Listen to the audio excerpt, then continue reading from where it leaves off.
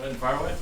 Patrick, as you welcome back Rasheed, does it feel like he's joining an offense that's just kind of regained its swagger after the ups and downs of the season to coming to now? I feel like it's in a rhythm. Yeah, for sure. I think we've gotten better and better. And adding guys like Xavier back and then getting Rasheed back will just continue to hopefully improve what we can do. And so I think all you can ask for is to get better each and every week, and I feel like we're doing that. How much do you expect out of Rasheed, or how much does he expect out of himself? Yeah, he's going to be out there every single play. That's just the mentality that he has. I think it's going to be our job as teammates and coaches to kind of build him back the right way. But it's going to be hard to keep him off the field for sure. Patrick, it seems like you and Max Crosby have an interesting relationship, friends kind of off the field and intense on. Can you describe that relationship you guys have off and then what it means to see him on the field? Yeah, it's a ton of respect. Like you said, when I talk to him outside of football, it's like we're friends and you wouldn't even see what happens on the football field. But he's the type of competitor like me. It's like when you get on that football field, it's whatever it takes to win. And you're going to leave everything on the football field. And I have a ton of respect for that. Those are the guys that you want on your team because they play with that mentality. And he's trying to do that and build that culture there. And so I know when we step across that line and you get on that football field, it's going to take your best effort to find a way to go up against that guy. After you talked to that in Brazil about Travis's shirt looked a little bit loose on him, I just wondered if there was a time this offseason where you noticed that physically he was looking different. Yeah, you can see it from the first day OTAs. Obviously, like I play golf with them and stuff like that, but you don't know until you kind of get out here and you start moving around.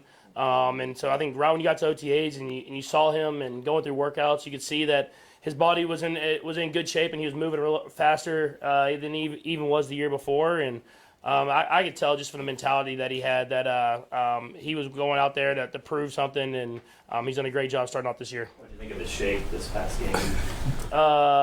You said his shape or his shake? Oh, his shake? Okay. No, yeah, his Hakeem Olajuwon shake. Yeah, no, he still got it, man. He's got the vet moves, When you get up there a little older, you know how to use other guys' athleticism against them. And I feel like I have a couple of those as well. Maybe not the shake yet. I'm about to learn that one from him. Patrick, I remember in 2022, you saying that whoever was open was going to get the ball. How much of that year, and I know you won the MVP, you guys went on to win the Super Bowl, but it was a collective group, right, in terms of the passing attack. How much of that season can inform you and prepare you to add another guy back when you have so many what appears to be available options? Yeah, no, for sure. It's I think the guys just know that. They know if they get open, I'm going to throw them the football. It doesn't matter who it is. If you're getting open to the football field, you're going to get the football in your hands. And so I think the room is going to help out a ton with that. They have a lot of guys that truly care about each other and truly want each other to succeed. And it's a good problem to have that many talented guys in the room. But Coach Reed, Nags, they'll do a great job of calling different plays for different guys. And they'll keep defenses guessing because they won't know exactly where the football is going to go. What do you see in just the trickle-down effect of having Rasheed back on the rest of the room? Is it easier for other guys to settle into roles when you have the full allotment there? Yeah, and I think it's those guys work so hard to be their best. From training camp OTAs on, and I know they're going out there and trying to do what they can without Rasheed there, but they want their guy there. They want one of their teammates there that worked his tail off to be in that position. And so I think just having them in that room, you can just tell those guys are energized and they're ready to go and they want to showcase who they are as a complete room. And they've done a great job so far this year, and I think it's going to get even better with Rasheed now. On the field scheme-wise, do you notice you have more advantageous matchups maybe elsewhere on the field, even if Rasheed's not the guy you're throwing to? I'm sure there will be. I think you saw even this last week against the Lions with the speed that we had with Tyquan and with Xavier and Hollywood. Sometimes those guys underneath are getting open a lot more. And, adding Rasheed there and him catching those balls underneath and then him with his yak and able to make stuff happen, it's going to force defense to choose. Like, are you going to sit back and let us throw stuff underneath, or are you going to come up and have to deal with all that speed running down the field? And so that's a good problem to showcase towards defenses. Patrick, you guys have dug out of a couple of holes, 0-2, 2-3, get back to 500. Is there, any fear that, you kind of have a letdown, like, okay, we're where we thought we would be, and you need to motivate everybody? It was the first thing Coach Reed said. It was about showing consistency. That's something that's super important in this league. You can have highs and lows and stuff like that. This is a long NFL season. It's about who can be the most consistent week in and week out, and so that's something that we have to be better at. We've showcased that we can play against anybody, but we've also showcased that we can make mistakes and lose against anybody. And so for us, it's about going out there and playing our best football every single week, getting better at practice today, and continue that throughout the week so to go up against a Raiders team that's hungry and that it's always going to be a tight, contested football game. You mentioned a couple of times in here about needing to trust your line more, and you seem to have that trust even with Jalen stepping in. Did you consciously come out of the huddle going, okay, I'm good, or is it just something that you get in the flow of the game and it happens? No, I think it's just I know the work that Jalen's put in. He's a guy who's been a professional every single day. Every time he's been in there, if that's been left tackle, right tackle, guard, wherever it is, he's done his job and done it well. And so having those reps in training camp and throughout OTAs, I know that he's going to go out there and battle, and he's done a lot of great things that you just haven't seen on the field. So you see it now that he's a starting tackle in this league and can go out there and compete against anybody. What's the difference in prepping for a noon game? You guys played so many either prime time or late afternoon games.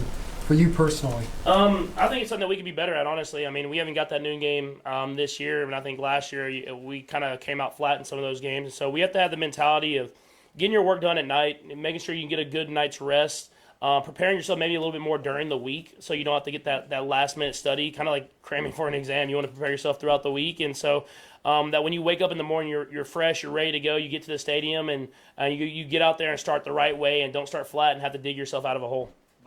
Patrick, I know this can change week to week, but between the way the line's playing and the way your receiver options are coming together, do you feel sort of as much kind of comfort and trust as you felt for a couple of years at this point? Excuse me. Yeah, no, I mean, I've felt good these last few weeks especially, and I think that it all starts with the offensive line. When they're blocking the way they're blocking, it gives me a lot of confidence to sit in the pocket and make these throws down the field, and then when that's not open, hit the guys underneath and let them make plays happen. And so that's about you to continue to steadily build on that. I have to continue to get better and better and look at the tape, learn from even when we're having success, learn from the mistakes that we make, and that's what I'll try to continue to do throughout the rest of the season. Has it felt more like a different sense of that with all that stuff going at once than maybe it has for a while, or not necessarily? Yeah, and I think, I mean, obviously when you start bad, you kind of don't have the room for error, so you have to stay on top of everything, and so sometimes wins can almost like hide some of the flaws that you have throughout the team, and when you lose, you really take a deep look